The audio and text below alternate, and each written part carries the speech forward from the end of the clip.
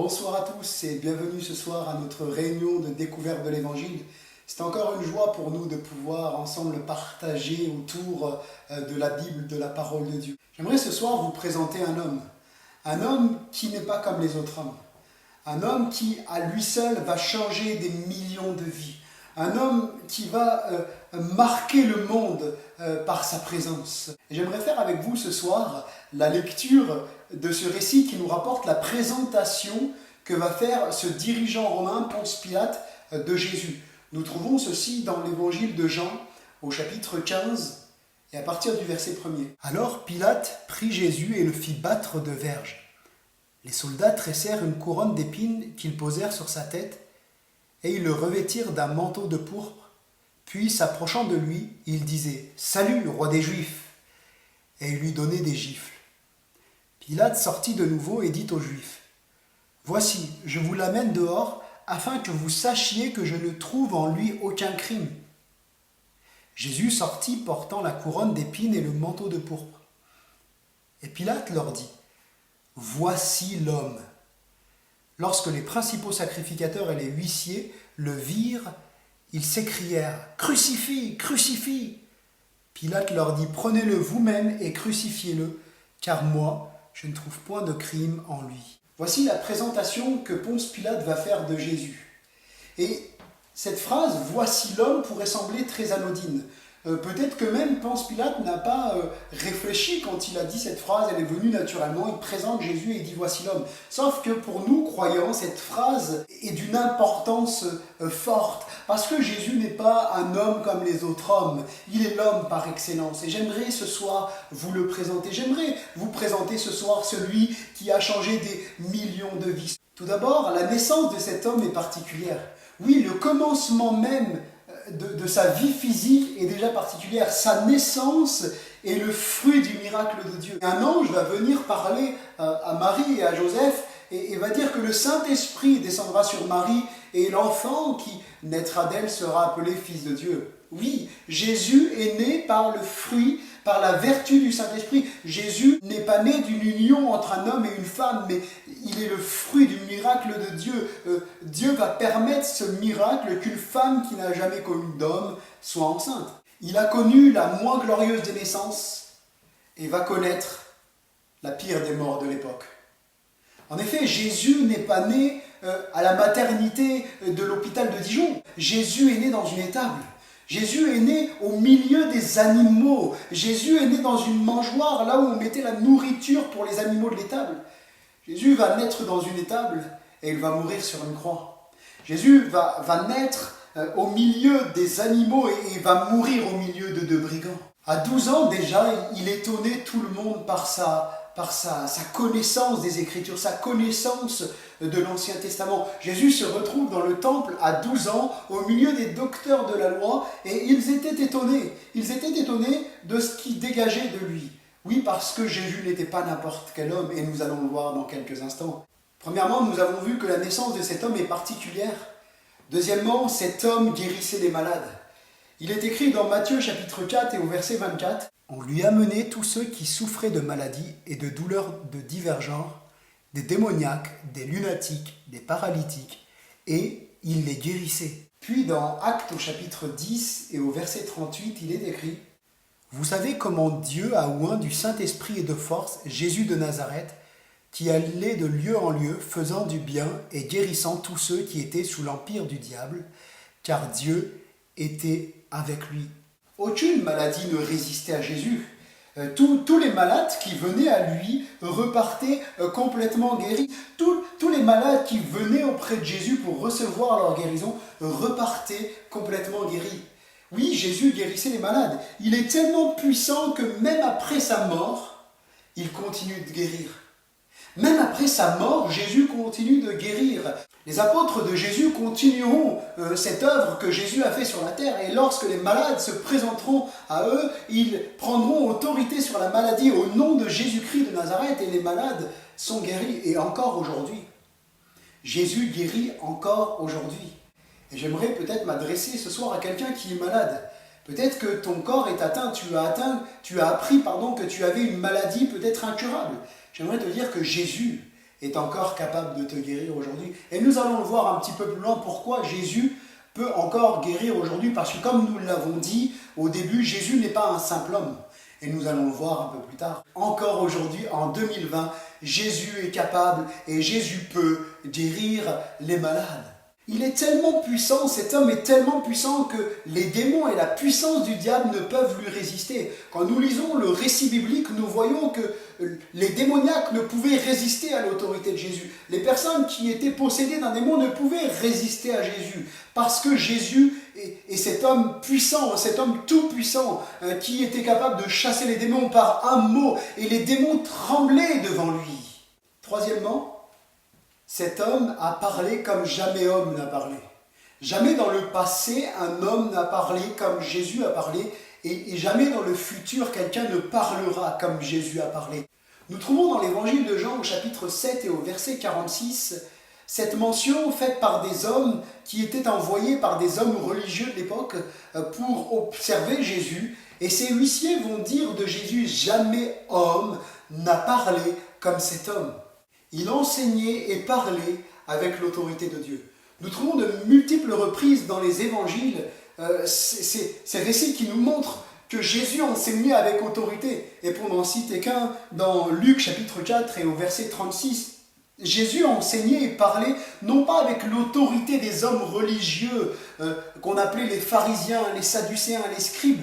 Donc ces hommes religieux de l'époque qui étaient opposés à Jésus, ils n'enseignaient pas comme eux, mais lui, il enseignait avec l'autorité de Dieu. C'est ce qui faisait que Jésus parlait comme personne ne pouvait parler. Les foules même étaient saisies par son enseignement. Les foules même étaient frappées, saisies, percutées par l'enseignement de Jésus. Parce que Jésus enseignait avec l'autorité de Dieu. Quatrièmement, nous observons que cet homme pardonnait les péchés. C'est-à-dire, il pardonnait le mal que les gens pouvaient faire, cette nature mauvaise qui est là dans chaque être humain. Et bien Jésus, cet homme, pardonnait les péchés. Me direz-vous, encore une fois, cela n'est pas donné à tout le monde. N'importe quel homme ne peut pas faire cela. Je dirais même qu'aucun homme ne peut pardonner les péchés. Mais Jésus n'était pas n'importe quel homme, et nous allons le voir encore un peu plus loin. Même à la croix, il pardonnera à ses bourreaux, à ceux qui se sont moqués de lui, qui ont craché sur lui, qui l'ont insulté. Eh bien Jésus pourra dire « Père, pardonne-leur, car ils ne savent ce qu'ils font ». Et ce pardon qui a été donné par Jésus à la croix lorsqu'il va pardonner ses bourreaux, il sera aussi pour l'humanité. Jésus sur la croix va pardonner l'humanité du péché, c'est-à-dire du mal qui est dans chaque être humain. Eh bien Jésus le pardonne. Jésus même à la croix pardonne ses bourreaux. Tous ceux qui s'approchaient de lui sincèrement pour être pardonnés par Dieu recevaient le pardon de Dieu. À de nombreuses reprises, Jésus a pu dire « Tes péchés te sont pardonnés ». Lorsque cette femme, surprise en flagrant délit d'adultère, alors que la loi recommandait que l'homme et la femme soient lapidés pour un tel méfait, pour un tel péché, eh bien Jésus, lui, va dire à cette femme « Tes péchés te sont pardonnés, va et ne pêche plus ». Jésus avait cette puissance, ce pouvoir, cette autorité de Dieu sur la terre de pardonner les péchés. Cinquièmement, nous voyons que cet homme était rempli d'amour pour tous. Il avait un amour débordant pour les êtres humains, pour ceux qui le côtoyaient. Jésus est cet homme rempli d'amour. Il était capable de manger, de partager un repas avec des gens qui étaient, je dirais, exclus de la société, rejetés de la société de l'époque. Ces gens que l'on mentionnait comme des gens de mauvaise vie, les prostituées, les personnes qui peut-être escroquaient de l'argent. Il était capable de manger avec eux sans se corrompre, sans faire le mal, sans participer au mal que ces gens faisaient. Et bien souvent, quand Jésus va manger avec ces personnes, il se passe quelque chose. Ils sont touchés par l'amour de Jésus. Ils sont touchés par l'amour que Christ leur manifeste. Jésus est capable de manger, de discuter avec des personnes qui faisaient partie de ceux qui le persécutaient. Et nous avons plusieurs exemples. Il ira manger notamment chez Simon le pharisien. C'est cet homme qui faisait partie du clan des pharisiens qui, tout le long de la vie de Jésus, vont le persécuter, vont chercher des motifs pour le mettre à mort. Jésus ira manger chez Simon, cet homme du clan des pharisiens, Qui pourrait faire cela? Quel homme accepterait de manger avec quelqu'un qui est constamment, je dirais le clan auquel il appartient, la religion à laquelle il appartient, est constamment en train de le persécuter et de chercher à le mettre à mort? Il va même échanger de nuit avec un homme qui s'appelait Nicodème. Cet homme, Nicodème, était chef des Juifs, il était pharisien. Donc il faisait encore une fois partie de ce groupe religieux des pharisiens qui persécutaient Jésus. Jésus ne rejetait personne. Jésus n'a jamais mis quelqu'un qui venait à lui, il ne l'a jamais rejeté. Vous voyez, nous l'avons vu avec des gens rejetés de la société, Jésus les accueillait. Jésus, par sa présence, par sa personne, transformait la vie de ces personnes qui étaient des gens de mauvaise vie et vont devenir des personnes comblées et leur vie va complètement changer grâce à Jésus. Il va aussi s'approcher de ces personnes qui le persécutaient. Jésus va même dire dans l'évangile de Jean au chapitre 6 et au verset 37, « Je ne mettrai pas dehors celui qui vient à moi. » Peut-être que toi qui regardes cette vidéo ce soir, tu as été rejeté. Tu as été rejeté peut-être même par la société, par ta famille, par tes amis. Tu as été rejeté. Peut-être que tu n'as jamais éprouvé de l'amour. Eh bien, j'aimerais te dire que cet homme, Jésus, il t'aime toi aussi. Il t'aime d'un amour profond et sincère et il désire ce soir te parler. Lui, il ne te met pas dehors. Cette parole est encore d'actualité aujourd'hui. Jésus dit, « Je ne te mettrai pas dehors si tu viens à moi, si tu t'approches de moi. » Oui, Jésus, cet homme était rempli d'amour pour tous. Sixièmement, cet homme n'a jamais fait le mal. Il n'a jamais péché. Il est le seul être humain que l'humanité ait porté qui n'ait jamais péché, qui est parfait, qui n'a jamais commis le moindre impair, jamais pensé mal, jamais dit du mal, jamais fait du mal. Il est le seul. Personne ne peut dire qu'il est parfait. Lui, Jésus, était parfait. Ce dirigeant romain, Ponce Pilate, va dire au verset 4 et au verset 6 de Jésus qu'il n'a pas trouvé de crime en lui.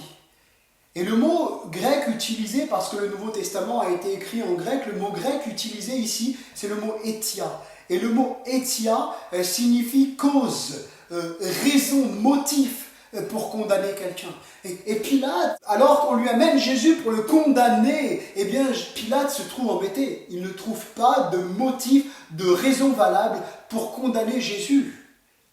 C'est normal. Il était parfait.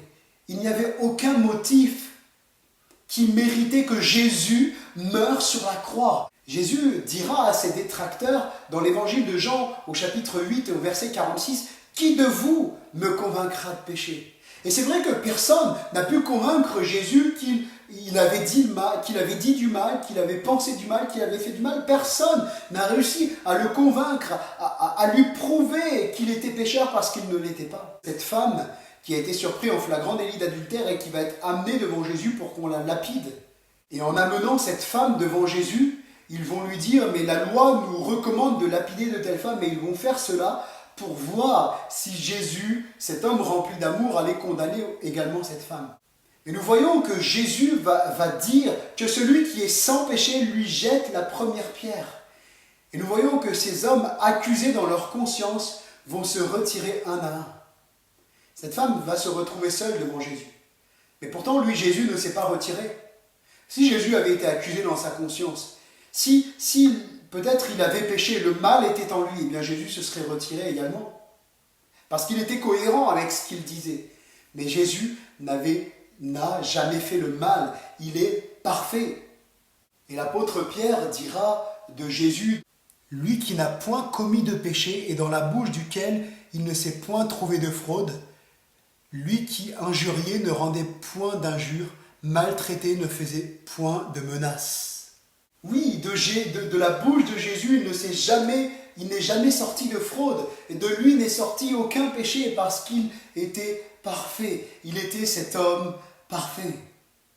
À plusieurs reprises, tout à l'heure, je vous disais que nous allions arriver à un point qui nous montre que Jésus n'est pas un homme comme les autres. Il est l'homme. Voici l'homme. L'homme par excellence parce qu'il est l'homme Dieu. C'est le 7e point de ce message. Jésus est Dieu incarné dans le corps d'un homme. Il est écrit « Car en lui, donc en Christ, habite corporellement toute la plénitude de la divinité.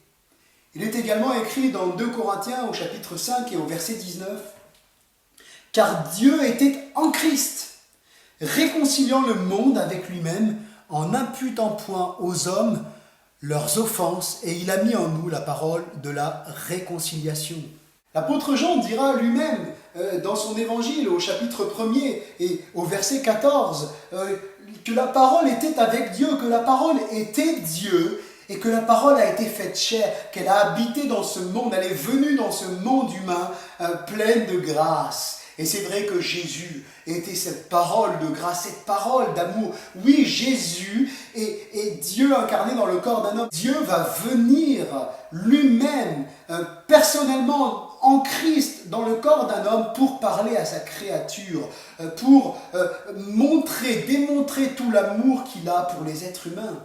Oui, Jésus est ce Dieu qui vient à la rencontre des hommes pour leur parler et pour leur dire combien il les aime. Jésus est Dieu et il te cherche. Oui, nous l'avons lu dans le texte précédent, dans 2 Corinthiens chapitre 5 et verset 19, que Dieu était en Christ, réconciliant les hommes, l'humanité avec lui-même. Oui, sa mission à Jésus était précise. Elle était de réconcilier les êtres humains avec lui-même, c'est-à-dire avec Dieu. Jésus est venu pour te réconcilier à Dieu, pour me réconcilier à Dieu. Il est venu nous réconcilier à Dieu. Pourquoi avons-nous besoin de réconciliation? Eh bien parce que la Bible dit que nous sommes tous pécheurs. Dans Romains chapitre 3, verset 23, il est dit que tous ont péché, toute l'humanité est sous la domination, la condamnation du mal, du péché.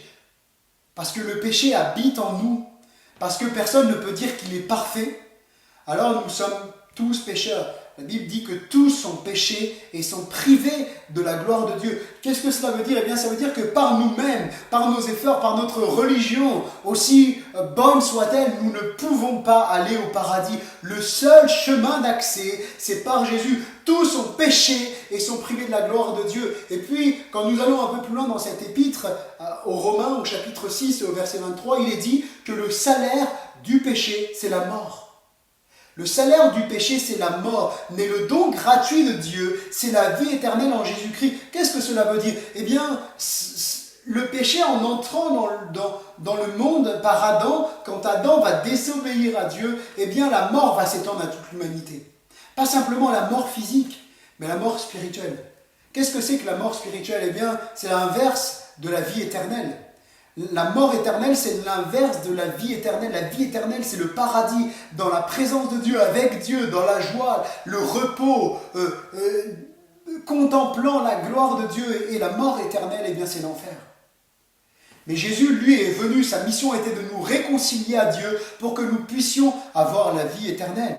Parce que le mal a été commis, alors il doit être condamné. Et la condamnation, la colère de Dieu sur le mal, la condamnation de Dieu sur le mal, c'est l'enfer éternel. Mais Jésus est venu justement pour nous réconcilier à Dieu. Il est mort sur la croix pour pardonner chacun, pour te pardonner, et toi qui regardes cette vidéo, pour me pardonner. Jésus est mort sur la croix afin que tu puisses vivre une vie libre du péché, du mal. Certes, c'est vrai que le mal, c'est cette nature mauvaise qui se colle à nous depuis notre tendre enfance, depuis notre naissance. Le mal est attaché à l'être humain. Mais Jésus est venu pour pardonner l'humanité, pour te pardonner, pour me pardonner, pour que nous soyons simplement pardonnés de nos péchés, de cette nature mauvaise qui est en nous. Jésus est venu pour nous réconcilier, afin que nous ne passions pas notre éternité en enfer, mais que nous passions notre éternité dans sa présence. Jésus était mort sur la croix, mais il est ressuscité, afin que nous ne soyons pas simplement sauvés, c'est-à-dire que nous ayons cette espérance quand nous allons mourir d'aller au paradis, mais par sa résurrection, il nous offre une nouvelle vie. Une vie qui marche non plus selon sa façon de vivre, selon ses pensées, selon ce qu'il veut lui, mais une vie dépendante de Dieu, une vie qui veut plaire à Dieu. Oui, Dieu te cherche. Dieu te cherche et je conclurai par cela que Dieu, Jésus, désire que tu viennes à lui, Comme nous l'avons vu tout à l'heure, Jésus a dit « Je ne mettrai pas dehors celui qui vient à moi ». Jésus t'appelle à venir à lui. Jésus t'appelle à lui donner ton cœur. Jésus t'appelle à venir. Et c'est simple, c'est simplement par la prière à dire mais Jésus, en fait, je te demande pardon. Je te demande pardon d'avoir vécu jusque-là sans toi, dans mes péchés, dans le mal, dans cette nature mauvaise où je fais le mal, même parfois sans m'en rendre compte. Je te demande pardon de ne pas m'être intéressé à toi. Et aujourd'hui, Jésus, je te donne ma vie. Je te remercie pour la croix. Parce qu'à la croix, tu as tout accompli pour moi. Tu m'as pardonné. Tu m'as donné cette nouvelle vie. Et aujourd'hui, Jésus, je te demande pardon de tous mes péchés, de ce que tu as dû mourir à la croix, toi qui étais parfait, et tu as dû mourir à la croix pour me pardonner. Eh bien, je te demande pardon et je t'accepte dans ma vie. Aujourd'hui, je m'engage à te suivre, à lire la Bible chaque jour, à te laisser me parler. Eh bien, je vous assure qu'une telle prière, ça change la vie. Ça peut changer ta vie, toi qui écoutes cette vidéo. Et voici la présentation que nous pouvons faire de Jésus. Voici l'homme, voici Dieu qui est venu personnellement nous parler. Merci d'avoir participé à ces moments. Ce soir, nous nous donnons rendez-vous dimanche pour partager encore un moment dans la présence de Dieu. Je vous souhaite une bonne soirée. Que la paix de Dieu vous accompagne.